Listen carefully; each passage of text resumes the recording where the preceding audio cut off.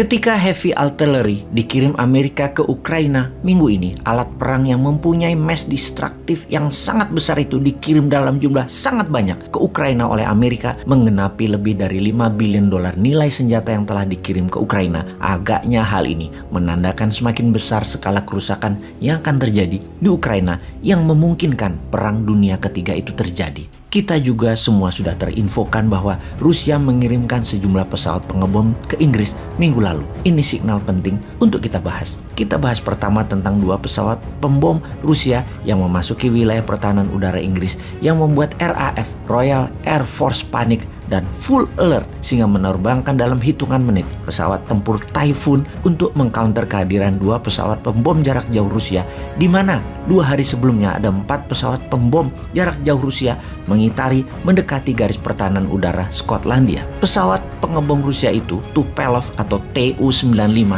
sebuah pesawat yang besar diterbangkan menggunakan 4 mesin turboprop, pesawat bomber dan platform misil Rusia buatan tahun 1952 pertama kali diluncurkan. Memang pesawat tua, namun itu strategi Putin untuk membuat wake up call ke Inggris untuk jangan macam-macam dengan Rusia. Rusia punya pesawat pembom jarak jauh lainnya yang lebih canggih, Tu-160, lebih modern, lebih canggih, tetapi menghadirkan pesawat pembom tua sudah membuat panik Inggris. 2 kali penerbangan dalam 2 hari. Yang pertama 4 pesawat pembom, yang terakhir 2 pesawat pembom Rusia yang terbang langsung ke Inggris hingga hanya berjarak 50 km dari wilayah udara Inggris sebelum balik arah lagi memutar balik ke pangkalan Rusia melalui utara Swedia dan Finlandia. Pesawat pengcounter Inggris jenis jet fighter Typhoon sebanyak 12 pesawat langsung menjaga perbatasan udara tersebut, hampir terlambat mengcounternya. Jika benar pesawat pengebom tadi terus masuk ke Skotlandia menuju London, rasanya terlambat diantisipasi.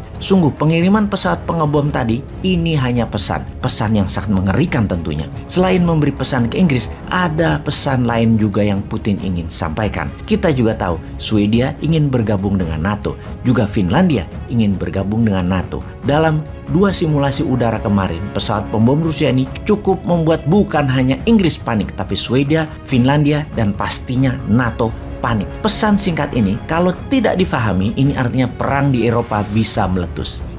Malah Amerika sekarang menantang Rusia dengan mengirimkan amunisi roket dan artileri darat yang besar-besaran. Kita sekarang ke Amerika yang mengirim senjata berat tersebut dengan menyitir perkataan Biden. Kita akan selesaikan Rusia dalam tanda petik. Semua informasi ini dikuatkan dengan kehadiran Antony Blinken, Menteri Luar Negeri Amerika yang bertemu 3 jam dengan Zelensky 2 hari yang lalu. Masuknya senjata berat dan berbagai amunisi senilai $800 juta tadi memastikan rencana NATO mendukung strategi baru yang Ukraina saat ini akan jalankan.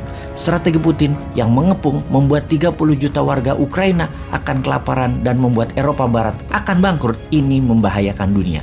Maka sebagai counternya, Ukraina yang selama ini bertahan serta menggunakan personal weapon perangnya atau senjata pribadi seperti RPG roket, sniper, pistol, senjata laras panjang lainnya, menarget hit and run tentara Rusia, terutama cadangan logistiknya, terbukti efektif hanya di awal perang. Namun ketika taktik perang diubah ke pengepungan dan pengusiran warga yang akan membuat bangkrut negara sekitar, NATO dan Ukraina akan bertindak agresif, mengingat warga sekitar sudah mengungsi. Ukraina akan attack sekarang. Ukraina menyerang sekarang, terutama di wilayah Donbas dan Mariupol, selatan dan timur Ukraina. Apa yang akan Rusia lakukan terhadap akan adanya serangan balasan Ukraina tersebut? Ada beberapa hal yang dilakukan Rusia saat ini. Pertama, Rusia mengirim pasukan baru ke Belarusia dalam jumlah masif. 50 ribuan tentara mulai kembali hadir di sana. Yang ini bisa menandakan akan juga menyerang Ukraina dari sisi utara kembali. Kedua, kepungan dari timur menjurus ke Moldova dan wilayah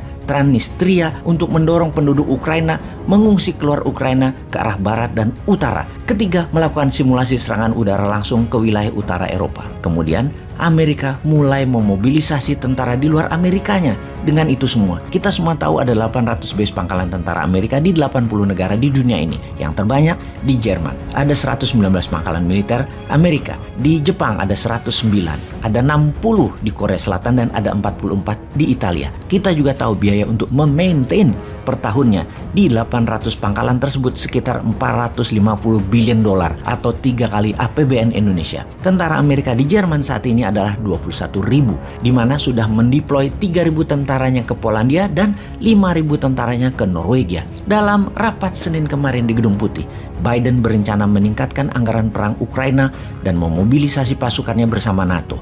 Biden akan meminta parlemen untuk disetujuinya anggaran militer tambahan sejumlah 500 billion dolar. Sebuah angka yang serius untuk kita waspadai. Lalu Indonesia bisa apa sih sebenarnya dalam hal ini?